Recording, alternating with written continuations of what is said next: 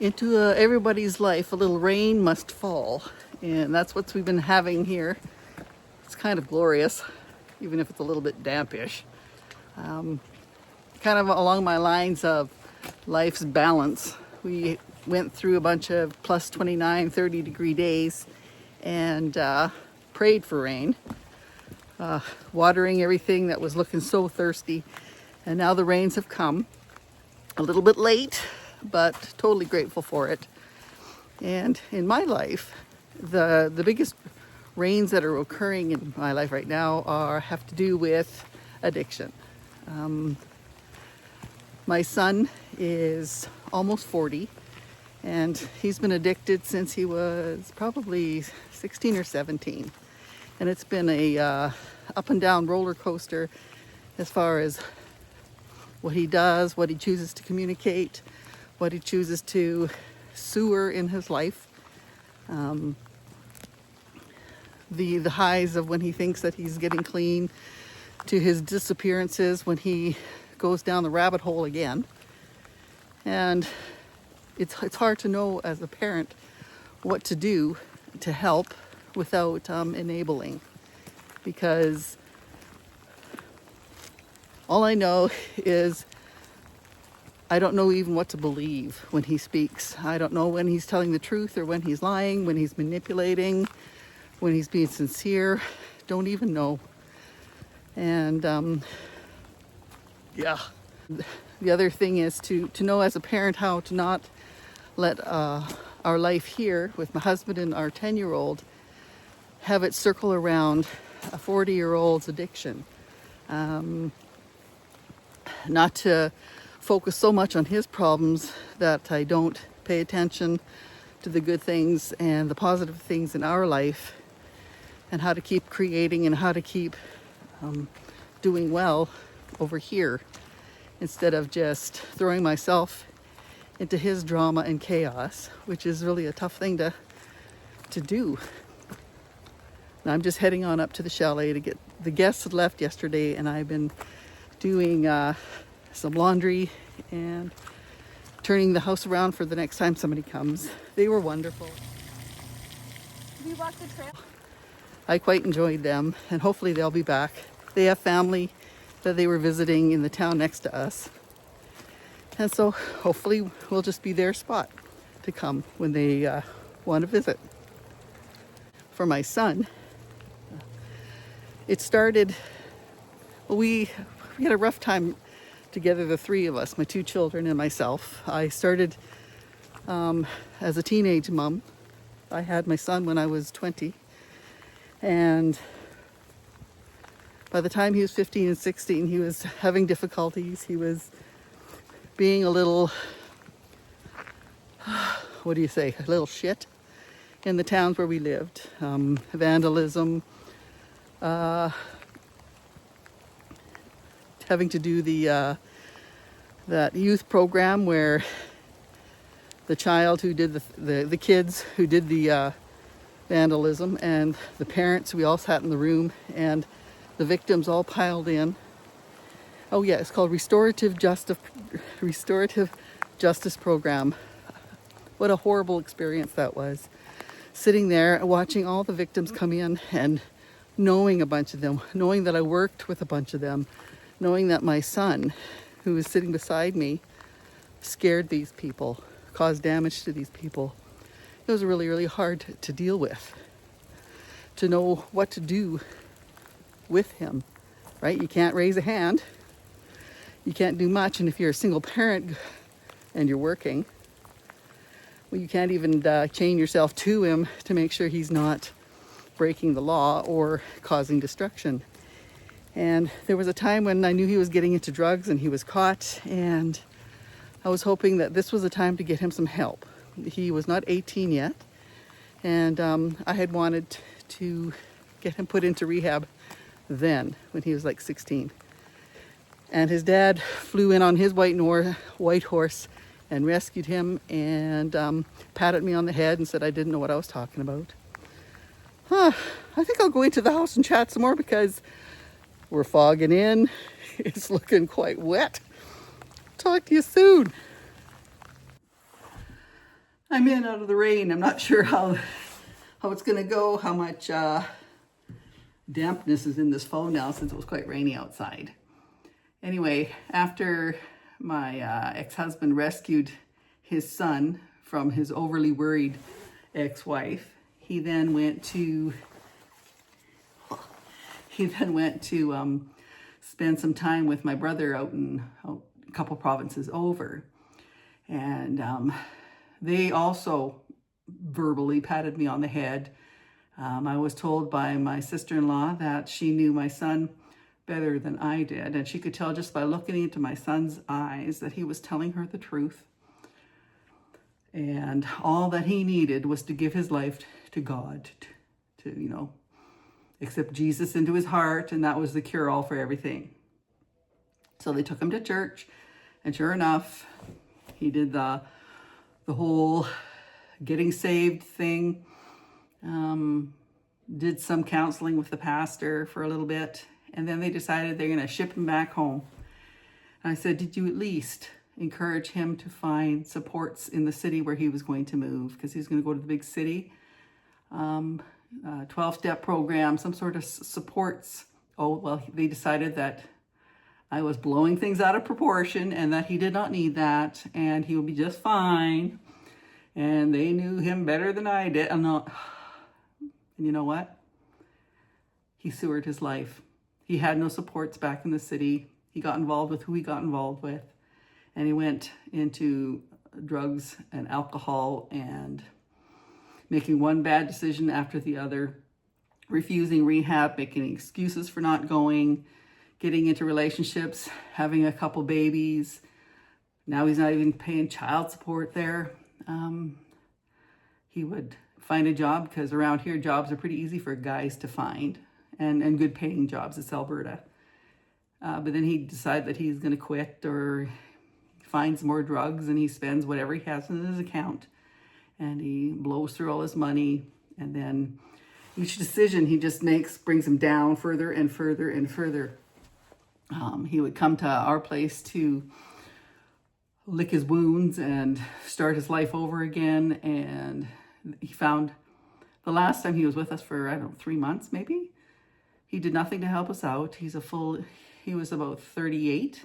And Owen was coming home from work and shoveling the sidewalks. My son, who was healthy and fully bodily abled, didn't lift a finger to help out. Nothing. Yet he wants to come and work for us. But when he gets here, can't be bothered. That's the kind of thing we got going. And I find that when he's with me, he acts like he's bloody 10 years old. I become the mother. He becomes the child, except he's also a teenager, so that if you tell him anything, well, then he gets mad. And he doesn't have to listen to you because he's an adult. But he wants advice. And he wants rescued, but he's not going to listen. And it was just so frustrating and so aggravating. And he would get bored because we're out in the country and you've seen it if you watched any videos. It's beautiful, it's peaceful, but it's not high excitement. It's just quiet. It's garden work. It's nothing high octane. It's very dull for somebody who seeks excitement in drugs and behaviors and such. And so this last go round, he found himself in a situation, again, his child support he doesn't pay. He doesn't have a driver's license because he hasn't paid his child support. So then he shouldn't be driving, but I have seen him driving. He got himself a job again because I wouldn't let him come and roost at our house. And he did get a job, which is good. But then he went on short-term disability because he admitted, again, his addictions and the problems. And so I gather employers have to help them. So they have him on short-term disability, and he was to go into a rehab, which would have been the first time he's ever been in rehab since he started all this at 16. And he had talked about he didn't really like the idea of a publicly funded rehab like through our province. he would rather prefer privately paid rehabs, which are about $17,000 a month. I'm like, put your name into the public one. You know, if it takes 8 months to get in there, if you would have put it in 8 months ago when you quit your job, you'd be in there now. So I guess he went into detox for a week, and then he was to go into the rehab in his city. And that, when I heard that he was in detox, I was feeling good about that. It's nothing that I could help him with. He wanted to come to our place so that he could do all this with us. I'm not a rehab. I'm not a detox facility. I don't have the skills. And I'm the last person he would listen to. He hasn't listened to me since he was 15 years old. There's no way he would listen and do a thing or get into any type of recovery under my care. So he did his week there. I got a couple of messages from a no identification phone number.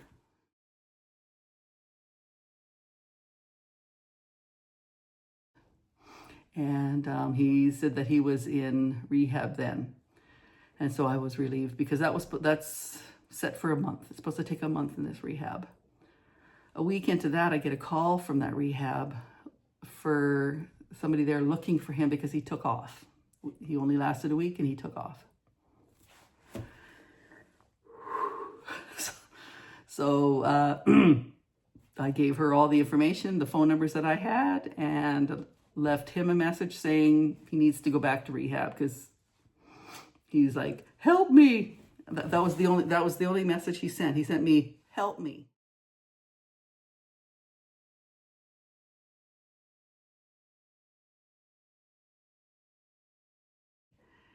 And he's 39 years old, not willing to stay in rehab, not willing to keep a job, yet I'm to help him. But he doesn't listen to anything I say. So the emotion of it all is very, very, it's breathtaking for me. Can you imagine your child sending you these messages yet unwilling to seek help? And you know that anything that I have done has done absolutely nothing. And it puts stress on my family here, my husband, our 10-year-old that doesn't need any of this stuff. So I said, the help that you need is at that rehab facility. You need to go back to rehab. So about a week later, he says he's back in detox and he needs help and he doesn't know what to do, and on and on and on.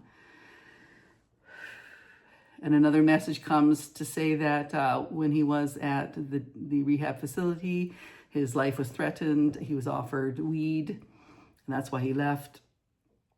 Now, it might have happened, might not have happened. I don't know.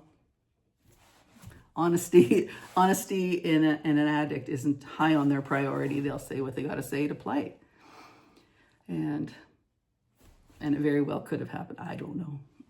So my latest I've heard from him was that he's now in a sober living house in the city where he lives. I'm not sure how that all works. He says that he's got this mama bear. I hope so.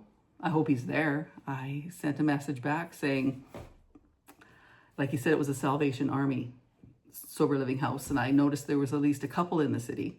And I asked, well, which one is he at? He didn't answer. He didn't answer me any of that. So who knows? He might not even be there. I don't know. And that's the hard part of trying to have an addict in your family, whether it's your spouse, your child. You don't know if what's coming out of their mouth has anything to do with truth or lie or what have you. And all I can do, because I know that I struggle with this, because as a parent, it's like, how much of the road he went down is my fault, right? And do I blame myself when he's 40? Do I just keep on blaming myself? Because yes, his beginning years was not optimum, both him and his sister. But the sister didn't go down that path. He did go down that path. I can blame myself, but again, that does no good to anybody. I mean, it just makes me feel bad. It puts my blood pressure up, right? gets me to not looking after my health, not looking after anything of mine, just makes me feel depressed and terrible and anxious. And that's kind of where you sit. You have this underlying hum of anxiety with when you have one of your chicks, even though he's a middle-aged chick, have one of your chicks not doing well. And each step that he takes, he's taking worse and worse steps. And my fear is that one day I'll get the call that he either committed suicide or got himself killed somehow because of the people he's running around with. And that is my big fear. And just something I'm dealing with now. I don't have all the answers. I don't have any of the answers. I'm looking at different groups online. I'm trying to get as much information as I can so that I'm not enabling him or making things worse for him. Yeah.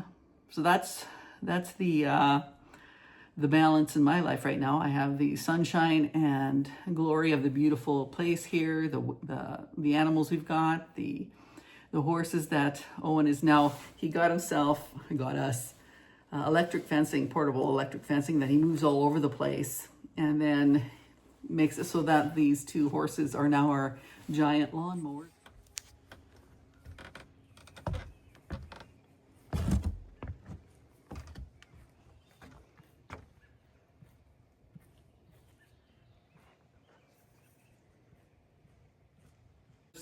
And they're taking care of our yard quite nicely.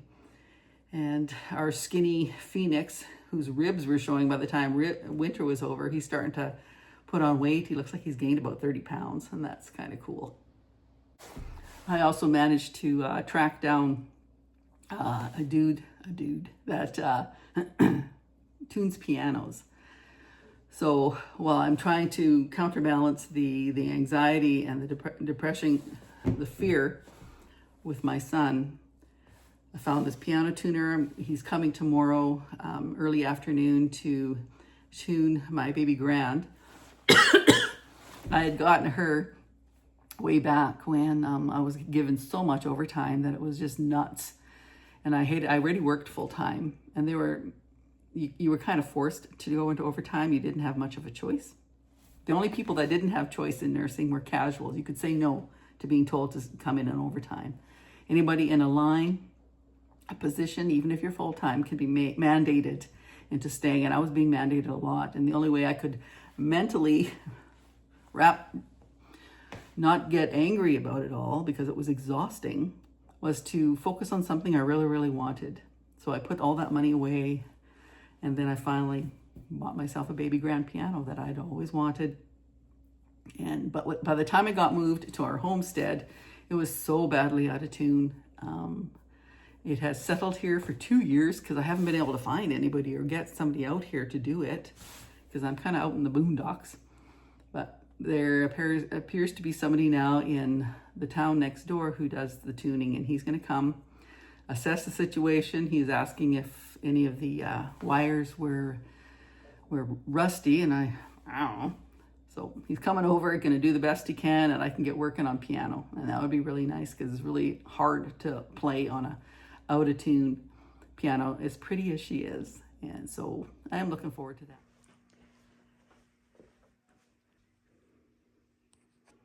And that'll just help balance out what's going on in my world. So if you're going through what we are going through, what I am going through with an adult child, into addiction, put your comments below. Let me know your stories. If you have any advice, I would really appreciate it. When I grew up, I didn't grow up around any of this kind of a thing.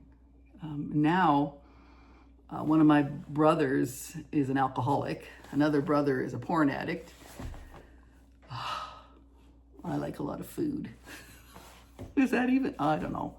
But addiction was something that wasn't even on my radar. It was just a thing that just scares the crap out of me when it started showing up in my son, and then not knowing what to do, where to go, what to do to not make it worse.